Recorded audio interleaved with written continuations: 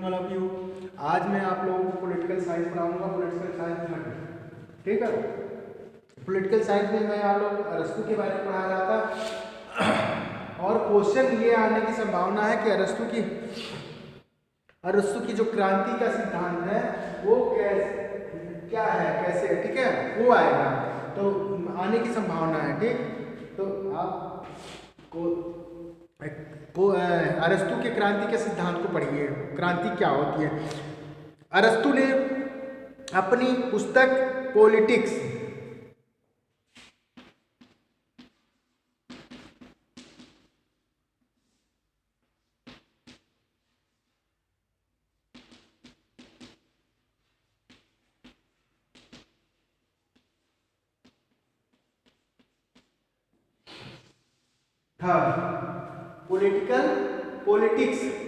Political science third में आप politics पढ़ रहे हैं, वो पढ़ रहे हैं अरस्तु के बारे में। अरस्तु ने पॉलिटिक्स नामक पुस्तक में क्या लिखा है कि क्रांति का अर्थ संविधान में हर छोटा बड़ा परिवर्तन है। अगर परिवर्तन पूर्ण होता है तो वह पूर्ण क्रांति है और यदि आंशिक होता है तो आंशिक क्रांति है। अरस्तु का कथन है कि पूर्ण क्रांति वह है जब उससे शासन व्यवस्था में पूर्ण परिवर्तन होता है, जैसे निरंकुश तत्व जनतंत्र में परिवर्तित हो जाए। आंशिक क्रांति तब होती है जब शासन के किसी विभाग में उग्र परिवर्तन हो जाए। मतलब अरस्तु क्या कहते हैं? क्रांति के बारे में अरस्तु क्या कह रहे हैं कि क्रांति यदि आंशिक होती है, पूर्ण होती है तो क्या होता है, और आंशिक होती है तो क्या होता है, पूर्ण होता है तो पूर्ण में पूर्ण परिवर्तन हो जाता है और आंशिक में आंशिक होता है, जैसे निरंकुश तत्व राजतंत्र में होता है। ठीक, तो अब ये क्रांति जो मेन उद्देश्य इसके पॉलिटिक्स में, जो पॉलिटिक्स पुस्तक लिखी है इसमें अरस्तु ने अरस्तु ऐसे भी लिखा जाता है, ऐसे भी लिखा जा सकता है। अरस्तु कहीं कहीं आपको ऐसे लिखा मिलेगा, कहीं कहीं ऐसे लिखा मिलेगा। ठीक है, जो आपको समझ में आए वो लिख सकते हैं। ठीक है, कई बुक में अरस्तु ऐसे लिखा मिलेगा, कहीं में ऐसे मिलेगा। ठीक, तो इससे घबराने वाली बात नहीं है, कोई गलत नहीं है, दोनों सही है। ठीक, पॉलिटिक्स पुस्तक इसमें किसने लिखा? अरस्तु ने पॉलिटिक्स पुस्तक लिखी है। पॉलिटिक्स में क्या बताया? क्रांति के बारे में बताया था, दास के सिद्धांत के बारे में बताया। पॉलिटिक्स के बारे में पॉलिटिक्स पुस्तक में इसने क्या, अरस्तु ने क्या बताया? क्रांति कैसी होनी चाहिए, पूर्ण क्रांति होगी तो पूर्ण होगा, आंशिक भी होती है, पूर्ण भी होती है। ठीक, ये बताया। अब क्या है, अब क्रांति का क्या उद्देश्य है?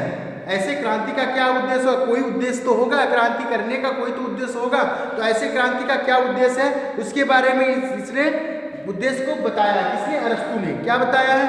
पहला, कभी कभी क्रांति का उद्देश्य राज्य के संविधान को परिवर्तित करना होता है। क्या होता है? राज्य के संविधान को परिवर्तित करने के लिए क्या होता है? क्रांति होती है। ठीक, जैसे अल्पतंत्र को जनतंत्र में या जनतंत्र को कुलीन तंत्र में परिवर्तित करने का उद्देश्य। ठीक, अल्पतंत्र में, ठीक, प्रजातंत्र के लिए करते हैं। जैसे देखो, भारत में जब अंग्रेज शासन था, ठीक, तो उसके बाद क्या हुआ? लोगों ने प्रजातंत्र के लिए लड़ाई की, लोगों का शासन हो, तो हमारा देश जब स्वतंत्र हुआ तो क्या हो गया? प्रजातंत्र में हो गया। ऐसे ही संविधान के निर्माण के समय में भी आंदोलन हुआ था। जब हम स्वतंत्र नहीं थे तो संविधान बनाने के लिए हम अंग्रेजों से लड़ते थे कि हमारा संविधान हो, हमारे संविधान के हिसाब से हमारा शासन हो। ठीक, तो ऐसा परिवर्तन के लिए क्रांति होती है। दूसरा, कभी कभी क्रांति के संचालकों का उद्देश्य संविधान के स्वरूप में किसी प्रकार का परिवर्तन करना न होकर केवल उसके अनुसार शासन शक्ति को अपने नियंत्रण में लेना होता है। संविधान में पूरा परिवर्तन न करके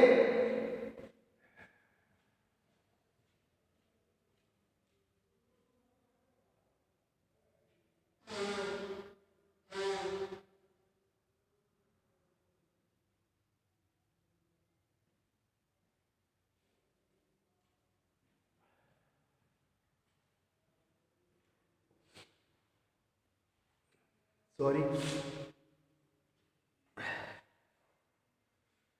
ठीक। दूसरा क्या है, कभी कभी संविधान के लिए पूरा परिवर्तन न करके क्या होता है, कुछ आंशिक परिवर्तन के लिए होता है, कुछ भागों के लिए या शासन सत्ता को हथियाने के लिए होता है, ठीक। तीसरा, कभी कभी क्रांति का उद्देश्य विद्यमान संविधान को और अधिक यथार्थवादी बनाना होता है, जैसे प्रजातंत्र को वास्तविक प्रजातंत्र या कुलीन तंत्र को वास्तविक कुलीन तंत्र में परिवर्तित करना होता है, ठीक है। संविधान में पूरा परिवर्तन ना करके कभी कभी क्या होता है, यथार्थवादी परिवर्तन के लिए लड़ाई होती है, क्रांति की जाती है, ठीक।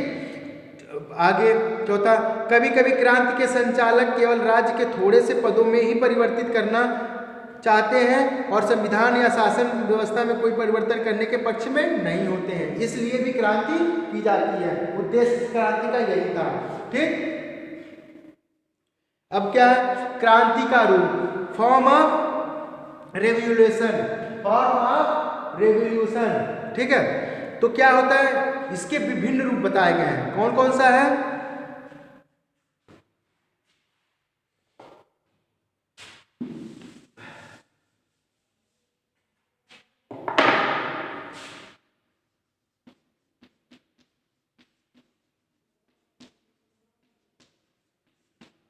Form of revolution, form of revolution, ठीक। क्रांति का रूप, निम्नलिखित क्रांति के रूप हो सकते हैं, पूर्ण और आंशिक। पहला,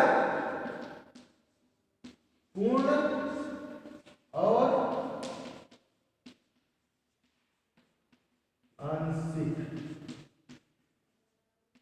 पूर्ण और आंशिक ये क्या होते हैं, कंप्लीट एंड पार्शियल रेवोल्यूशन, ठीक।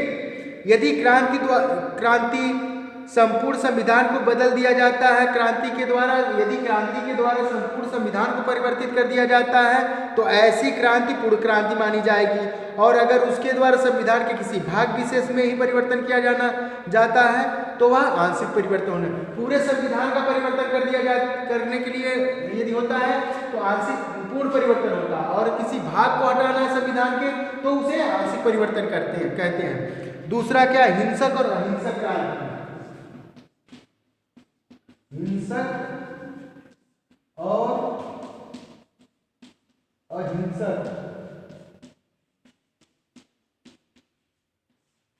हिंसक और अहिंसक क्रांति। हिंसक अहिंसक कब होगा, violent and non violent revolution कब होगा, अगर हिंसक तकनीकों को अपनाकर संविधान में परिवर्तन किया जाता है तो वह हिंसक क्रांति मानी जाएगी, और अगर क्रांतिपूर्ण तरीकों को अपनाकर परिवर्तन का लक्ष्य प्राप्त किया जाता है तो वह हिंसक क्रांति होगी, ठीक। ये है। तीसरा, व्यक्तिगत या अव्यक्तिगत क्रांति, व्यक्तिगत या अव्यक्तिगत, व्यक्तिगत या अव्यक्तिगत क्रांति ये क्या होती है, जब क्रांति किसी शासक विशेष को हटाकर संविधान में परिवर्तन करने के उद्देश्य से की जाती है तो वह क्रांति संबंधी क्रांति कहलाएगी, वह व्यक्ति संबंधी व्यक्तिगत क्रांति कहलाएगी, ठीक है। और उसके आगे क्या होगा, अगर उसके द्वारा शासक विशेष को बदले बिना संविधान में परिवर्तन किया जाता है तो वह अव्यक्तिगत क्रांति कही जाएगी, ठीक है। नेक्स्ट, किसी विशेष वर्ग के विरुद्ध क्रांति, किसी विशेष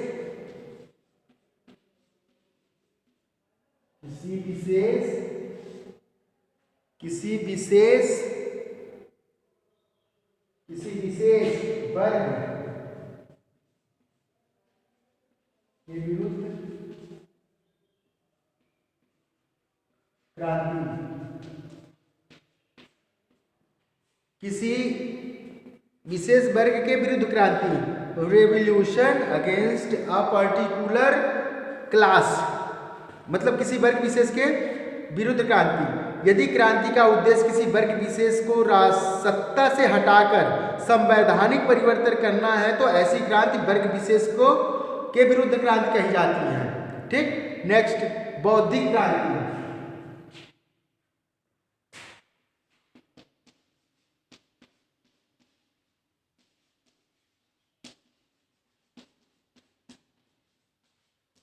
बौद्धिक क्रांति,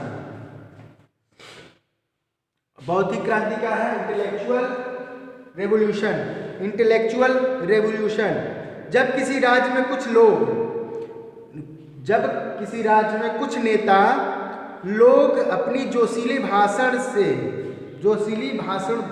से, ठीक है, जनता की भावना उभार कर क्रांति ला दे तो ऐसी क्रांति को बौद्धिक क्रांति के नाम से पुकारा जाता है। मतलब कोई नेता ऐसा है जो ऐसी भाषा का उपयोग कर दे जिससे लोग उग्र हो जाए और उस उग्रता में कोई क्रांति कर दे, बदलाव कर दे, उसे बौद्धिक क्रांति कहते हैं। ठीक है, ये हो गई क्रांति। ठीक है, राजतंत्र में क्रांति के मुख्य 4 कारण हो सकते हैं। राजतंत्र के खिलाफ क्रांति के लिए क्या होंगे? मुख्य कारण निम्नलिखित हैं। कौन कौन से हैं? राजा का अन्यायपूर्ण व्यवहार, ठीक। दूसरा क्या है? सामंतों, सेनापतियों अथवा अन्य प्रमुख राजपुरुषों का अपमान, ठीक, के वजह से राजतंत्र के खिलाफ क्रांति हो सकती है। किस किस के? राजा का अन्यायपूर्ण व्यवहार। यदि राजा का अन्यायपूर्ण व्यवहार है तो भी क्रांति राजतंत्र के खिलाफ हो सकती है। सामंतों, सेनापतियों तथा अन्य प्रमुख राजगुरुओं का अपमान, यदि ऐसा कोई राजतंत्र करता है, सेनापति, ठीक है, सेनापति, सामंत या राजगुरुओं का अपमान होता है तो उसके खिलाफ क्रांति हो सकती है। ठीक। विदेशी राज्यों का अभाव, विदेशी राज्यों का अभाव, यदि विदेशी राज्यों से संबंध अच्छे नहीं हैं तो राजतंत्र के खिलाफ क्रांति हो सकती है। राज्य की निरंकुशता चरम सीमा पर पहुंचकर प्रजा को राजा के विरुद्ध खड़ा कर देती है। यदि राज्य शासन का निरंकुश हो जाना होता है तो जनता अपने आप आंदोलन करने लगती है। ये राजतंत्र के खिलाफ क्रांति के कुछ कारण हैं। ऐसी क्रांतियों को रोकने का क्या उपाय होगा? ऐसी क्रांतियों को रोकने का क्या उपाय होगा? मैं कुछ बता दे रहा हूँ, कुछ उपाय आपको बता दे रहा हूँ। वो है, नागरिकों में संविधान तथा कानूनों के प्रति निष्ठा उत्पन्न की जानी चाहिए। ठीक, तब ये क्या क्रांति नहीं होगी। शासकों को जनसाधारण के प्रति सहानुभूति तथा उदारता का व्यवहार करना चाहिए। यदि शासक ऐसा करता है, ठीक है, जनसाधारण के प्रति सहानुभूति और उदारता का व्यवहार करता है तो क्रांति को रोका जा सकता है। शासन सत्ता के साथ आर्थिक सत्ता का सम्मिश्रण नहीं किया जाना चाहिए। शासन सत्ता और आर्थिक व्यवस्था का सम्मिश्रण नहीं करना, मिश्रित नहीं करना चाहिए, दोनों को अलग अलग करें तो इससे भी क्रांति रोकने के कुछ हद तक प्रयास किए जा सकते हैं। शासन सत्ता किसी व्यक्ति या वर्ग विशेष में केंद्रित न होकर समस्त वर्गों में विभक्त की रहनी चाहिए। मतलब शासन सत्ता किसी एक व्यक्ति में वो न करते, व्यक्ति के थ्रू ना रहे, एक ही व्यक्ति में ना शामिल हो, बंटवारा कर देना चाहिए, पदों का बंटवारा कर देना चाहिए। इससे क्रांति को रोकने से उपाय मिल सकता है। शासकों को शासन की अवधि छोटी रखनी चाहिए ताकि सरकारी अधिकारीगण जनता के ऊपर अन्याय न कर सके। यदि शासक एक ही होगा, लगातार अधिक टाइम तक होगा तो वो क्या नाम है, तो इसका अलग प्रभाव होगा। तो शासक जो होगा वो घमंडी हो जाएगा, तो ऐसे घमंड में आके वो कुछ भी करेगा।